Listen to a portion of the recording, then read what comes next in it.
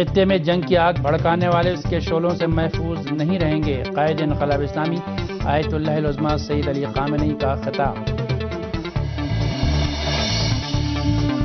شام پر حملے کی تیاری، امریکہ کا ایک اور بحری بیڑا بحیرہ روم میں داخل، جمعرات سے حملے شروع کرنے کا اعلان۔ عراق میں دہشت گردوں کی بربریت، مختلف حملوں اور کار بموں کے دھماکوں میں 51 جاں بحق، 150 سے زائد زخمی۔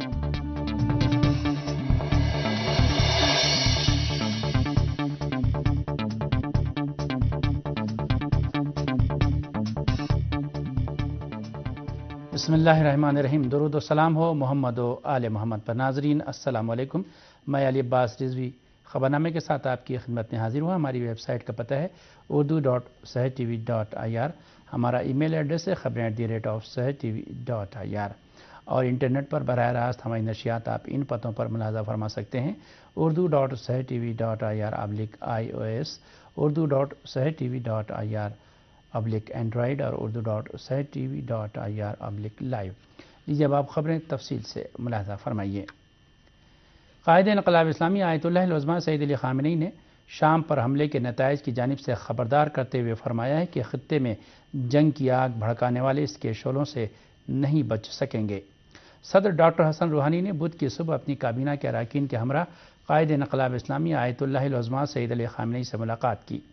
قائد انقلاب اسلامی نے اس موقع پر اپنے خطاب میں حکومت اور پارلیمنٹ کے درمیان ہم آہنگی کی قدردانی کرتے ہوئے فرمایا کہ انشاءاللہ حکومت صحیح راستے پر چلتے ہوئے اپنے فرائض کی انجام دہی میں کامیاب رہے گی۔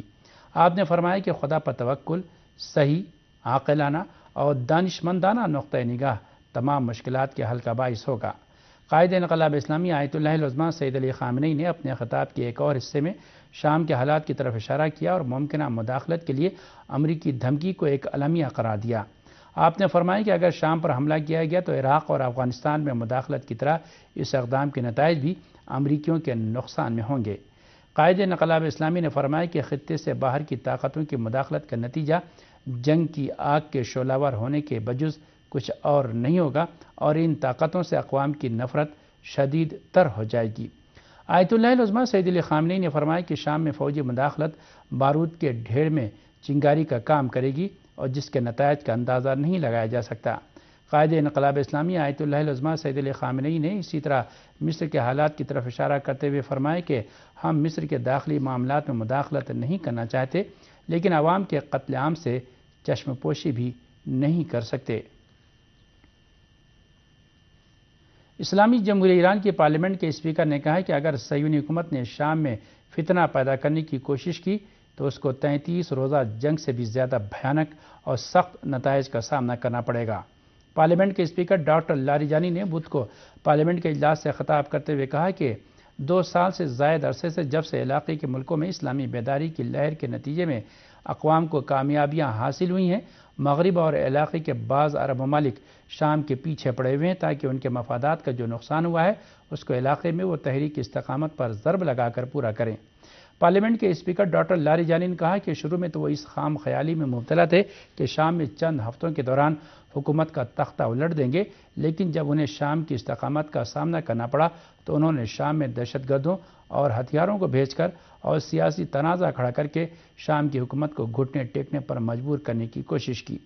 ڈاکٹر لاریجانی نے کہا کہ اس مرحلے میں بھی مغرب، صہیونیوں اور رجت پسند عرب حکومتوں کی ناکامیوں نے انہیں دیگر شیطانی مکر و حیلے اپنانے پر مجبور کر دیا اور انہوں نے دہشت گردوں کو کیمیائی ہتھیاروں سے لیس کر دیا۔ ڈاکٹر لاریجانی نے کہا کہ اسلامی جمہوریہ ایران کی پارلیمنٹ امریکہ اور مغرب کے اس طرح کے غیر قانونی اور عجلت پسندانہ اقدام اور منصوبے کی مذمت کرتے ہوئے خبردار کرتی ہے کہ ممکن ہے کہ تم لوگ علاقے کے بعض ملکوں کے حکام کی مدد سے جن کے اقتدار میں باقی رہنے کے لیے خاص اہداف ہیں شام کے خلاف حملے شروع کر دو، لیکن پھر اس حملے کو ختم کرنا تمہارے بس کی بات نہیں ہوگی اور پھر تم لوگوں کو علاقے میں اپنی ناجائز اولاد صہیونی حکومت کی زندگی کے سلسلے میں سوچنے پر مجبور ہونا پڑے گا اور اس سے بھی بڑھ کر آگے چل کر جن دہشت گردوں کو تم اس وقت بڑھاوا دے رہے ہو انہی سے تم کو مقابلہ کرنا ہوگا۔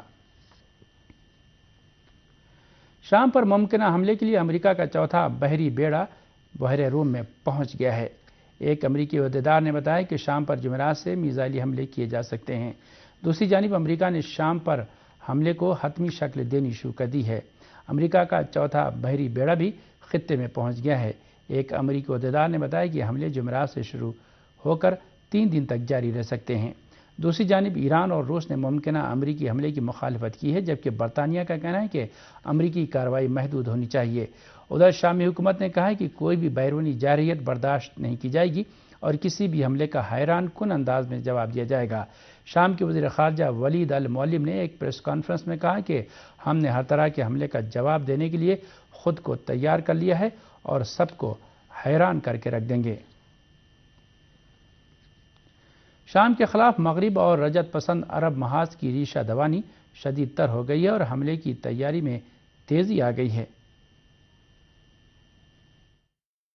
شام مخالف مغربی اور رجعت پسند عرب محاذ نے شام پر حملے کے لیے اردن میں 10 مغربی اور عرب حکومتوں کے فوجی کمانڈروں کے اجلاس میں اتفاق رائے حاصل ہونے کا دعویٰ کیا ہے۔ اس محاذ نے اعلان کیا ہے کہ اس اتفاق رائے سے شام پر حملے کا راستہ بقول ان کے کھل گیا ہے۔ اردن کے ایک فوجی عہدیدار نے کہا ہے کہ مغربی اور عرب سربراہ اس نتیجے پر پہنچے ہیں کہ شام کے خلاف اقدام ضروری ہو گیا ہے۔ اردن کے اس فوجی کمانڈر کا کہنا ہے کہ شام کے خلاف شدید ترین رد عمل میزائلی حملے کی شکل میں ظاہر کیا جائے گا۔ اردن میں مغرب اور رجعت پسند حکومتوں کے محاذ میں شامل فوجی کمانڈروں کا یہ اجلاس، جس میں برطانیہ، امریکہ، فرانس، اٹلی، کینیڈا، سعودی عرب، قطر، ترکی اور اردن کے فوجی کمانڈروں نے شرکت کی، امریکہ اور اس کے اتحادیوں کے اس بے بنیاد دعوے کے بعد منعقد ہوا کہ شام کی حکومت نے گزشتہ بدھ کو دمشق کے مضافات میں واقع مشرقی غوطہ نامی علاقے میں کیمیائی اسلحے استعمال کیے ہیں۔ رپورٹوں میں بتایا گیا ہے کہ اجلاس میں شام پر حملے کے ساتھ ہی نو فلائی زون قائم کرنے کی راہوں کا بھی جائزہ لیا گیا۔ رپورٹوں میں بتایا گیا ہے کہ اس اجلاس میں شروع میں اتفاق رائے حاصل نہیں ہو سکا تھا اور سعودی عرب، امریکہ، برطانیہ اور فرانس کے کمانڈروں کا اصرار تھا کہ شام پر وسیع ہوائی حملہ کیا جائے، جس کے دیگر ممالک مخالف تھے۔ سر انجام اس اجلاس میں بحیرہ عمان میں بحری جنگی جہازوں کے ذریعے محدود میزائلی اور ہوائی حملے پر اتفاق کیا گیا۔ اسی کے ساتھ وائٹ ہاؤس کے ترجمان جے کارنی نے شام کی حکومت پر کیمیائی اسلحے کے استعمال کا الزام دہراتے ہوئے کہا ہے کہ اس محدود حملے کا مقصد شام میں حکومت کی تبدیلی نہیں ہے۔ جے کارنی نے اسی کے ساتھ دعویٰ کیا کہ امریکہ کے پاس اس بات کا ثبوت موجود ہے کہ بقول ان کے شام کی حکومت نے کیمیائی اسلحے استعمال کیے ہیں۔ دوسری جانب امریکی وزارت جنگ پینٹاگون کے ایک عہدیدار نے کہا ہے کہ امریکی حکومت شام کے خلاف فوجی اقدام کے لیے اقوام متحدہ کا سہارا نہیں لے گی۔ اسی کے ساتھ بعض امریکی اور صہیونی ذرائع نے اعلان کیا ہے کہ جمعرات سے شام کے خلاف میزائلی حملے شروع ہوں گے جو 3 دن تک جاری رہیں گے۔ شام کے خلاف مغربی اور رجعت پسند محاذ کی دھمکیوں اور حملے کی تیاری پر ایران سمیت مختلف ملکوں اور فلسطینی تنظیموں نے سخت رد عمل ظاہر کیا ہے، لیکن سعودی عرب نے اس پر خوشی کا اظہار کیا اور حملے کے منصوبے کا خیر مقدم کیا ہے۔ رجعت پسند عرب محاذ میں شام پر حملے کے خلاف سعودی عرب سب سے آگے ہے۔ رپورٹوں میں بتایا گیا ہے کہ آل سعود کی حکومت نے شام پر حملے کی تیاری پر خوشی کا اظہار کرتے ہوئے اس کا خیر مقدم کیا ہے۔ اس رپورٹ کے مطابق سعودی عرب کی انٹیلیجنس کے چیف شہزادہ بندر بن سلطان نے، جو خطے میں امریکی کمانڈر کا کردار ادا کر رہے ہیں، شام پر حملے کے اخراجات کے لیے براہ راست $80 ملین کی رقم مخصوص کی ہے۔ یہ ایسی حالت میں ہے کہ اسلامی جمہوریہ ایران نے خطے میں جنگ کی آگ کو خاموش کرنے کے لیے اپنی کوششیں تیز کر دی ہیں۔ اسی کے ساتھ ایران کے وزیر خارجہ محمد جواد ظریف نے اقوام متحدہ کے ڈپٹی سیکریٹری جنرل جیفری فلیٹمین کے ساتھ ملاقات میں ایک بار پھر جنگ و خوریزی کی مخالفت کرتے ہوئے شام کے بحران کے پرامن سیاسی حل کی ضرورت پر زور دیا ہے۔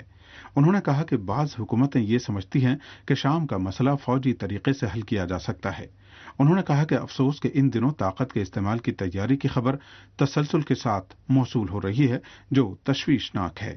انہوں نے اس سوال کے جواب میں کہ کیا شام کے خلاف دھمکیاں سنجیدہ ہیں، کہا کہ اس بات کی کوئی اہمیت نہیں ہے کہ یہ دھمکیاں سنجیدہ ہیں یا نہیں۔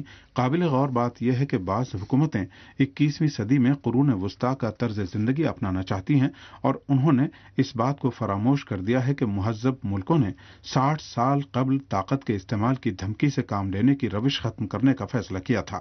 ادھر مصر کے وزیر دفاع نے اعلان کیا ہے کہ شام پر حملے کے لیے کسی بھی جنگی بحری جہاز کو نہر سوئس سے گزرنے کی اجازت نہیں دی جائے گی۔ جنرل عبد الفتاح السیسی نے کہا ہے کہ یہ فیصلہ قاہرہ اور دمشق کے درمیان مشترکہ دفاعی معاہدے کی بنیاد پر کیا گیا ہے۔ اسی کے ساتھ فلسطینی تنظیموں نے شام پر ممکنہ حملے کے نتائج کی بابت خبردار کیا ہے۔ روئٹرز نے رام اللہ سے رپورٹ دی ہے کہ تنظیم آزادی فلسطین کی مجلس عاملہ کی سینئر رکن حنان اشراوی نے شام پر حملے کے نتائج کی بابت خبردار کرتے ہوئے کہا ہے کہ امریکہ کو علاقے کے تعلق سے ماضی کے تجربات سے سبق حاصل کرنا چاہیے۔ انہوں نے کہا کہ شام میں ہر قسم کی فوجی مداخلت کے نتائج پورے خطے اور خود امریکہ کے لیے بھی ناگوار ہوں گے۔ حنان اشراوی نے کہا کہ شام میں فوجی مداخلت ناقابل قبول ہے۔ انہوں نے کہا کہ اسرائیل نے جس طرح امریکہ کو عراق پر حملے کے لیے ورغلایا تھا، اسی طرح اب شام کے خلاف فوجی اقدام پر بھی اس کو اکسا رہا ہے۔ عوامی محاذ برائے آزادی فلسطین نے بھی ایک بیان جاری کر کے اعلان کیا ہے کہ شام کو دھمکی دینے والے ملکوں کا اقدام غیر قانونی ہے، جس سے شام کے عوام اور دیگر عرب اقوام کو نقصان پہنچے گا اور مشرق وسطیٰ کا بحران شدید تر ہوگا۔ دیگر فلسطینی تنظیموں نے بھی شام پر حملے کے منصوبے کی مخالفت کا اعلان کیا ہے۔ روس کے وزیر خارجہ نے شام پر امریکہ اور مغرب کے ممکنہ فوجی حملے کی بابت خبردار کیا ہے۔ روسی وزیر خارجہ سرگئی لاوروف نے بدھ کو اپنے ایک بیان میں کہا کہ شام پر فوجی حملہ پورے مشرق وسطیٰ کو عدم استحکام سے دوچار کر دے گا۔ روسی وزارت خارجہ نے اپنے بیان میں شام کے امور میں اقوام متحدہ کے خصوصی نمائندے اخضر ابراہیمی سے روسی وزیر خارجہ کی ٹیلی فونی گفتگو کی جانب اشارہ کرتے ہوئے کہا کہ روس کے وزیر خارجہ نے ایک بار پھر اس بات پر زور دیا ہے کہ شام کا معاملہ سیاسی اور سفارتی طریقے سے حل کیا جائے۔ بیان میں کہا گیا ہے کہ روسی وزیر خارجہ نے واضح کر دیا ہے کہ شام پر فوجی حملے سے پورا علاقہ عدم استحکام سے دوچار ہو جائے گا۔ روسی وزیر خارجہ کا یہ بیان ایک ایسے وقت آیا ہے جب امریکہ، برطانیہ اور بعض دیگر ممالک گزشتہ بدھ کو شام کے مشرقی غوطہ نامی علاقے میں ہونے والے مبینہ کیمیائی حملے کی ذمہ داری شامی حکومت پر عائد کرنے کی کوشش کر رہے ہیں اور اس بات کو شام پر فوجی حملے کا بہانہ بنا رہے ہیں، جبکہ شامی حکومت نے کیمیائی ہتھیاروں کے استعمال کے الزام کی سختی سے تردید کی ہے اور اسے شام کے خلاف مغرب کا پروپیگنڈا قرار دیا ہے تاکہ شام میں موجود اقوام متحدہ کے معائنہ کاروں کی سرگرمیاں بھی متاثر کر سکیں۔ شام کے سرکاری اداروں اور ذرائع ابلاغ کے خلاف مغربی ملکوں کے ہیکروں کے سائبر حملوں کے جواب میں شامی فوج کے سائبر یونٹ نے نیو یارک ٹائمز اور ہافنگٹن پوسٹ کی ٹویٹر ویب سائٹ کو ہیک کر لیا ہے۔ شام کی سائبر فوج نے اعلان کیا ہے کہ مغربی ملکوں کے ہیکروں کے حملوں کے جواب میں شام مخالف ہافنگٹن پوسٹ اور ٹویٹر کی سائٹوں کو ہیک کر لیا گیا ہے۔ شام کی سائبر فوج نے سن 2011 سے جب شام میں غیر ملکی حمایت یافتہ تکفیری دہشت گردوں نے بدامنی پھیلا رکھی ہے، اپنی سرگرمیاں شروع کی ہیں۔ شام میں سرگرم دہشت گرد عناصر دہشت گردانہ کارروائیاں انجام دینے کے لیے بچوں کو ٹریننگ دے رہے ہیں۔ المیادین ٹیلی ویژن چینل نے خبر دی ہے کہ شام میں موجودہ دہشت گرد گروہ بچوں پر مشتمل دہشت گردوں کی نئی نسل تیار کر رہے ہیں۔ انہوں نے بچوں کو دہشت گردی کی ٹریننگ دینے اور دہشت گردانہ کارروائیاں انجام دینے کے لیے مخصوص کیمپ بنائے ہیں۔ المیادین ٹیلی ویژن چینل نے خبر دی ہے کہ اس کام کا انتخاب کرنے کے لیے پہلے وہ بچوں کو ٹریننگ دیتے ہیں اور ان کی برین واش کرتے ہیں اور پھر انہیں مخصوص کیمپوں میں منتقل کر دیا جاتا ہے۔ اس رپورٹ میں کہا گیا ہے کہ بچوں کو دہشت گردی کی ٹریننگ دینے کے بعد ایک لمبے عرصے کے لیے انہیں ان کے حال پر چھوڑ دیا جاتا ہے تاکہ ان کی جو برین واشنگ کی گئی ہے وہ نظریات ان کے ذہنوں میں اور زیادہ جڑ پکڑ لیں، اور جب یہ بچے پوری طرح سے تیار ہو جاتے ہیں تو انہیں دہشت گردانہ کارروائیوں کی مزید ٹریننگ اور کارروائی کے لیے منتخب کیا جاتا ہے۔ عراق کے دارالحکومت بغداد کے مختلف علاقوں میں ہونے والے دہشت گردانہ حملوں میں جاں بحق ہونے والوں کی تعداد 51 ہو گئی ہے۔ بدھ کو دارالحکومت بغداد کے علاقوں الشعب، جمیلہ، صدر سٹی، سیدیہ، اسی طرح البیہ، البنوک اور کاظمیہ کے علاقے میں ہونے والے کار بموں کے دھماکوں اور دہشت گردانہ حملوں میں 51 افراد جاں بحق اور 162 دیگر زخمی ہو گئے۔ عراقی ذرائع کا کہنا ہے کہ امریکہ اور علاقے کی بعض عرب حکومتیں عراق میں دہشت گردوں کی سرپرستی کر رہی ہیں اور ملک میں فتنہ اور مذہبی اختلافات کو ہوا دینے کی کوشش کر رہی ہیں۔ پاکستانی سینٹ کی قائمہ کمیٹی برائے پیٹرولیم کے چیئرمین اور وفاقی وزیر پیٹرولیم نے کہا ہے کہ پاکستان امریکہ کی تمام مخالفتوں کے باوجود Iran Pakistan gas pipe line منصوبے پر کام کرے گا اور اسے مکمل کرے گا۔ تفصیلات بتا رہے ہیں کراچی سے صفدر عباس۔ پاکستان کے ایوان بالا کی قائمہ کمیٹی برائے پیٹرولیم کے چیئرمین کا کہنا ہے تمام تر مخالفتوں کے باوجود ایران سے گیس پائپ لائن منصوبہ بر وقت مکمل کیا جائے گا۔ سینٹ کی قائمہ کمیٹی برائے پیٹرولیم و قدرتی وسائل کے چیئرمین نے پاکستان کی سرکاری company Sui southern gas Karachi کے دفتر میں عہدیداران سے گفتگو میں کہا کہ پاکستان کو توانائی کے سنگین مسائل کا سامنا ہے، جسے حل کرنے کے لیے حکومت ایران سے گیس کی درآمد کے منصوبے میں سنجیدہ ہے۔ انہوں نے کہا کہ اگرچہ ایران پر مغرب نے اقتصادی پابندیاں لگا رکھی ہیں، اس کے باوجود پاکستان ایران سے گیس پائپ لائن کا منصوبہ مکمل کرے گا۔ ایران گیس پائپ لائن اور اس پہ گورنمنٹ بھی سیریس ہے اور اس سلسلے میں بڑی کوشش ہو رہی ہے کہ ہماری ٹیم اور ہمارے جو کمیٹی ہے اس کے لیے وہ کام کرے گی۔ وفاقی وزیر پیٹرولیم و قدرتی وسائل شاہد خاقان عباسی نے کراچی میں سوئس سدرن گیس کمپنی کے دفتر میں ملاقات میں ایک بار پھر پختہ عزم کو دہرایا کہ پاکستان کی حکومت نے ایران سے گیس کی درآمد کا معاہدہ کیا ہے اور حکومت اسے پورا کرنے کی پابند ہے۔ خدشات ہر ایک کی ہو سکتے ہیں لیکن ہمیں کوئی خدشہ نہیں ہے۔ ایک کانٹریکٹ سائن ہوا ہے دو ممالک کے درمیان، ہم اس کے پابند ہیں اور انشاءاللہ یہ گیس پائپ لائن جو ہے یہ مکمل ہوگی، یہ ہماری ضرورت ہے۔ پاکستان اور ایران کے درمیان گیس پائپ لائن کی تعمیر پر کام جاری ہے، جس کی تکمیل کے بعد دسمبر 2014 سے پاکستان کو ایران سے گیس ملنا شروع ہو جائے گی۔ واضح رہے پاک ایران گیس پائپ لائن منصوبہ مغرب کی آنکھ میں مسلسل کھٹک رہا ہے اور امریکی دھمکیوں کو پس پشت ڈال کر پاکستان منصوبے کی تکمیل میں سنجیدہ ہے۔ قائمہ کمیٹی کے چیئرمین کا کہنا تھا گیس پائپ لائن کی تعمیر کے سلسلے میں تمام رکاوٹیں جلد دور کی جائیں گی۔ صفدر عباس، سحر عالمی نیٹ ورک، کراچی۔ پاکستان کے وزیر اعظم نواز شریف نے کراچی کی صورتحال کا جائزہ لینے کے لیے وفاقی کابینہ کا خصوصی اجلاس طلب کرنے کی ہدایت کر دی ہے۔ کابینہ کے اجلاس میں سندھ کے گورنر اور وزیر اعلیٰ، چیف سیکریٹری اور ڈی جی رینجرز سمیت اعلیٰ حکام کو بھی طلب کیا گیا ہے۔ واضح ہے کہ کراچی میں امن امان کی صورتحال پر ایم کیو ایم نے قومی اسمبلی اور سینٹ میں کراچی کو فوج کے حوالے کرنے کا مطالبہ کیا تھا، تاہم حکومت نے مطالبے کو مسترد کر دیا ہے۔ اس درمیان کراچی میں منگل اور بدھ کی درمیانی رات سے اب تک 8 افراد ہلاک اور 3 دیگر زخمی ہو چکے ہیں۔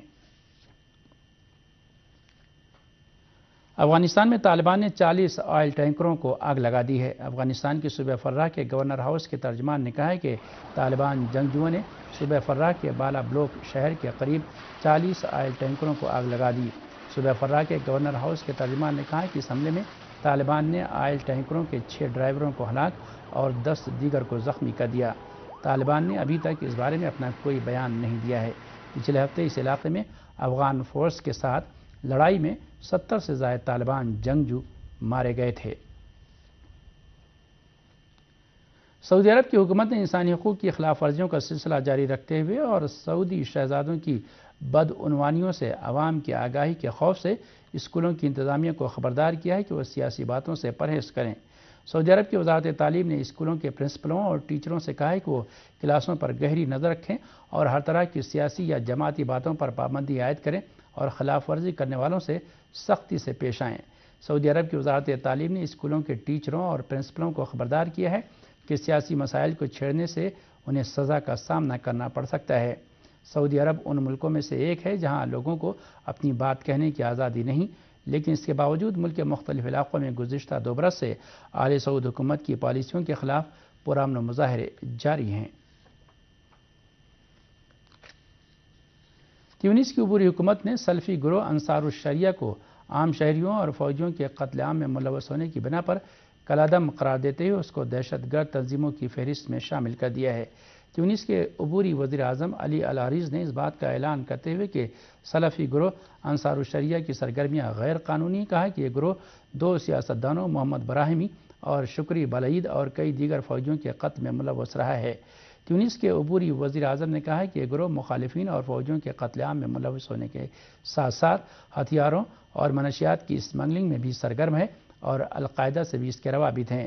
تیونس کے عبوری وزیر اعظم نے کہا کہ اب اس کے بعد جو بھی شخص اس گروہ کے ساتھ کسی بھی طرح کا تعاون کرے گا اس کو قائد انقلاب اسلامی نے اس موقع پر اپنے خطاب میں حکومت اور پارلیمنٹ کے درمیان ہم آہنگی کی قدردانی کرتے ہوئے فرمایا کہ انشاءاللہ حکومت صحیح راستے پر چلتے ہوئے اپنے فرائض کی انجام دہی میں کامیاب رہے گی۔ آپ نے فرمایا کہ خدا پر توکل صحیح، عاقلانہ اور دانشمندانہ نقطہ نگاہ تمام مشکلات کے حل کا باعث ہوگا۔ قائد انقلاب اسلامی آیت اللہ العظمہ سید علی خامنئی نے اپنے خطاب کے ایک اور حصے میں شام کے حالات کی طرف اشارہ کیا اور ممکنہ مداخلت کے لیے امریکی دھمکی کو ایک المیہ قرار دیا۔ آپ نے فرمایا کہ اگر شام پر حملہ کیا گیا تو عراق اور افغانستان میں مداخلت کی طرح اس اقدام کے نتائج بھی امریکیوں کے نقصان میں ہوں گے۔ قائد انقلاب اسلامی نے فرمایا کہ خطے سے باہر کی طاقتوں کی مداخلت کا نتیجہ جنگ کی آگ کے شعلہ ور ہونے کے بجز کچھ اور نہیں ہوگا اور ان طاقتوں سے اقوام کی نفرت شدید تر ہو جائے گی۔ آیت اللہ العظمہ سید علی خامنئی نے فرمایا کہ شام میں فوجی مداخلت بارود کے ڈھیر میں چنگاری کا کام کرے گی اور جس کے نتائج کا اندازہ نہیں لگایا جا سکتا۔ قائد انقلاب اسلامی آیت اللہ العظمہ سید علی خامنئی نے اسی طرح مصر کے حالات کی طرف اشارہ کرتے ہوئے فرمایا کہ ہم مصر کے داخلی معاملات میں مداخلت نہیں کرنا چاہتے، لیکن عوام کے قتل عام سے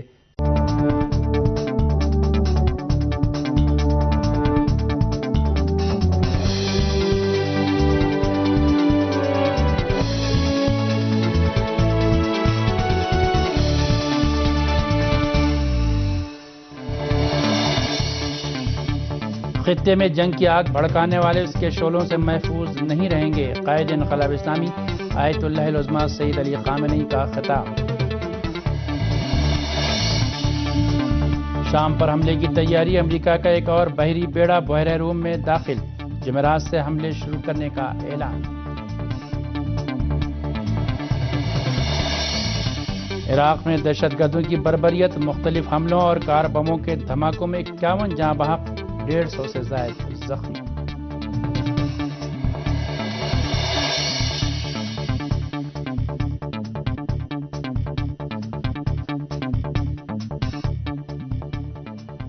بسم اللہ الرحمن الرحیم، درود و سلام ہو محمد و آل محمد پر۔ ناظرین السلام علیکم، میں علی عباس رضوی خبرنامے کے ساتھ آپ کی خدمت میں حاضر ہوں۔ ہماری ویب سائٹ کا پتہ ہے urdu.sahartv.ir، ہمارا ای میل ایڈریس ہے khabarein@sahartv.ir، اور انٹرنیٹ پر براہ راست ہماری نشریات آپ ان پتوں پر ملاحظہ فرما سکتے ہیں: urdu.sahartv.ir/iOS، urdu.sahartv.ir/Android اور urdu.sahartv.ir/live۔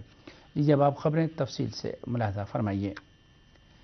قائد انقلاب اسلامی آیت اللہ العظمہ سید علی خامنئی نے شام پر حملے کے نتائج کی جانب سے خبردار کرتے ہوئے فرمایا ہے کہ خطے میں جنگ کی آگ بھڑکانے والے اس کے شعلوں سے نہیں بچ سکیں گے۔